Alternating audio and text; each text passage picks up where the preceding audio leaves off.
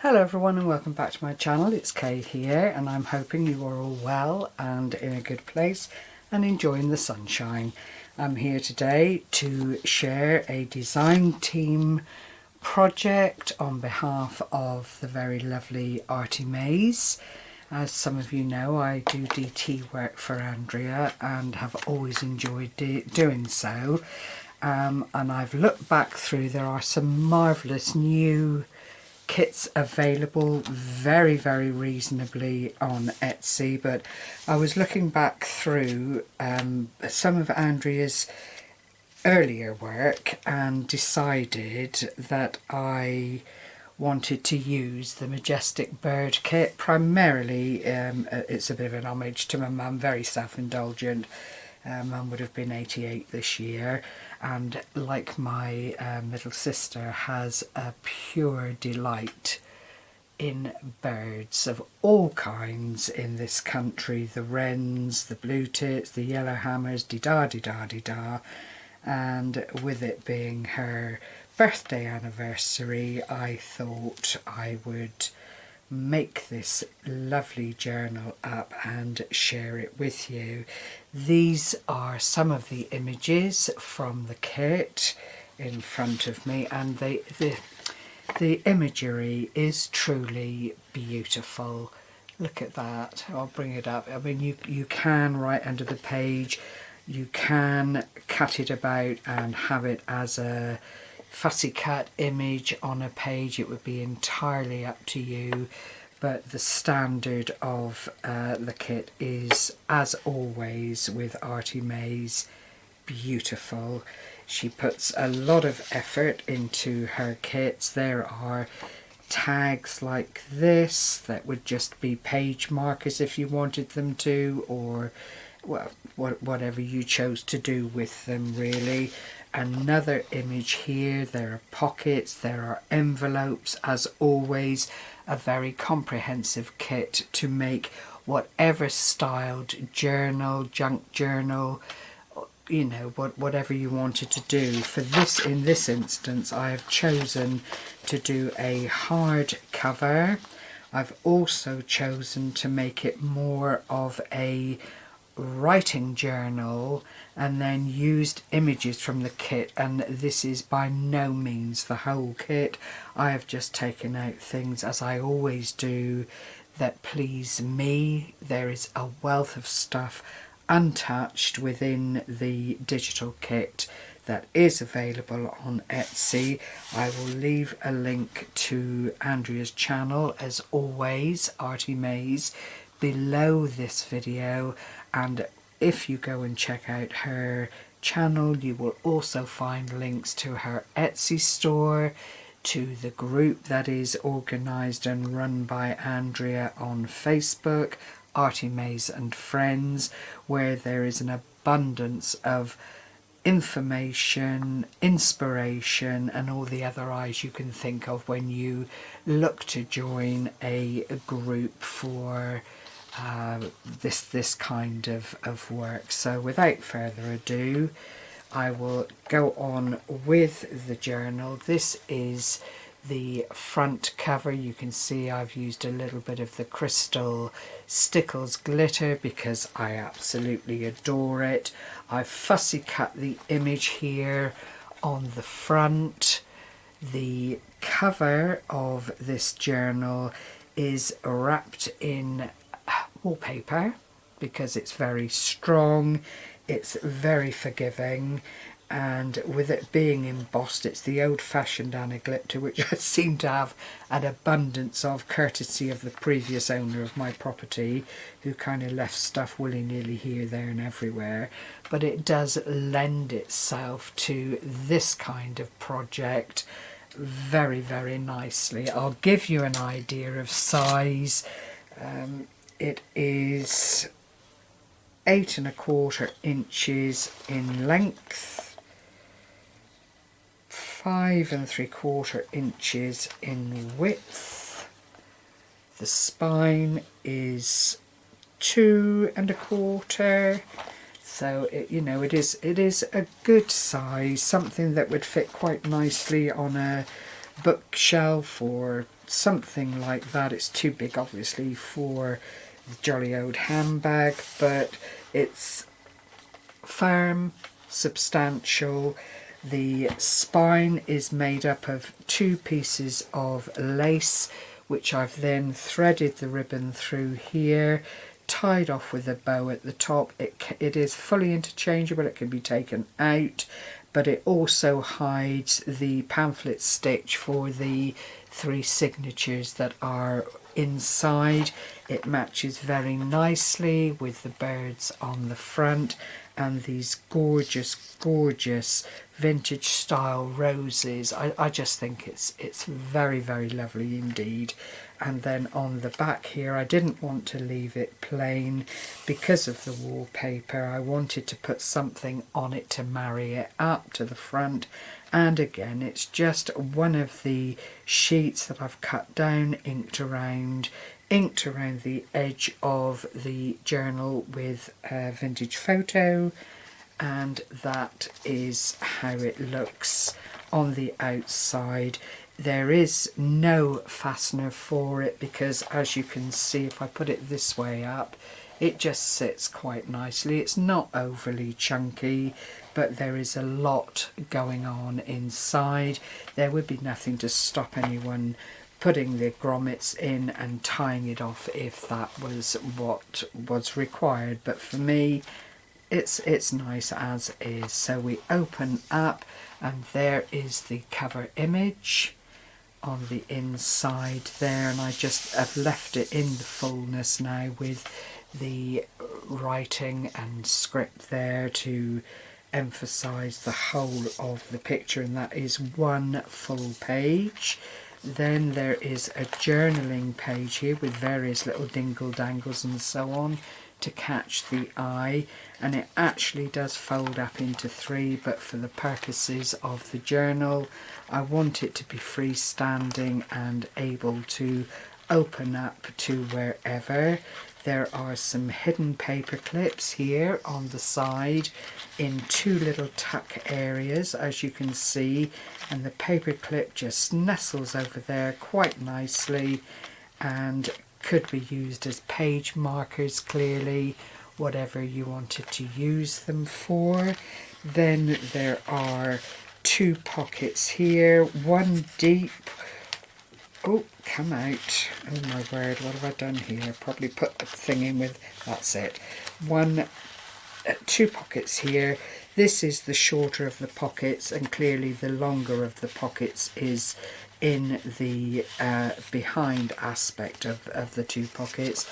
There's a little place there that you could add things into or journaling if you wanted to. Excuse the dogs, it's probably the postman. A lovely little envelope here. There's nothing in it, but it's sizable and would hold keepsakes and is in keeping with that lower pocket. And then in the other pocket here, excuse me one moment.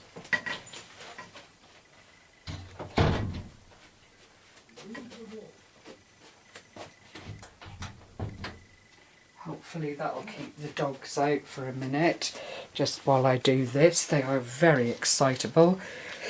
3 tags here, all plain on the back, but they've been backed with craft card stock, and again you can journal on them, leave messages on them, add bits and pieces to the back if that was what you wanted to do, and they fit very nicely into this little side pocket here. As you can see, I just love the colours in this, and I wanted it all to be the blues and the colours within the kit that Andrea has put together, because I just think that makes a really interesting start to the journal. You then fold that page over. It can go over that way if you so desire, but there is another area there that you could journal on if you wanted to. And then into the next signature there is a little hidden paper clip at the top of the page here, another fairly open page with lines for writing on if that's what you wanted to do. And then on the inside is one of the tag pockets inspired by Wendy Townsend, and the tag is actually stuck to the page, as you can see. You've then got a little pocket there where you can do a little bit of journaling on if you want to, and that sits in there quite nicely. I have left, I'll put that in after, I've left another area here for writing, and then there are a couple of more tags here. I've not put grommets in them because it is, again, places that you can add images to if you want to, or do a bit of journaling that isn't ultimately visible to anybody just flipping through the album if that's what you wanted. Another little area for writing here if you wanted to. I don't know if I can get that in without, let's, is it going to go? Yeah, that just sits in there quite nicely. If I can then pass it through, and you have that open area so that it can be seen, and it lets whoever is looking through the journal know that it is a pocketed area. You could put some secret little bits in there if you wanted to, clearly. Another little dingle dangle paper clip. I do like these.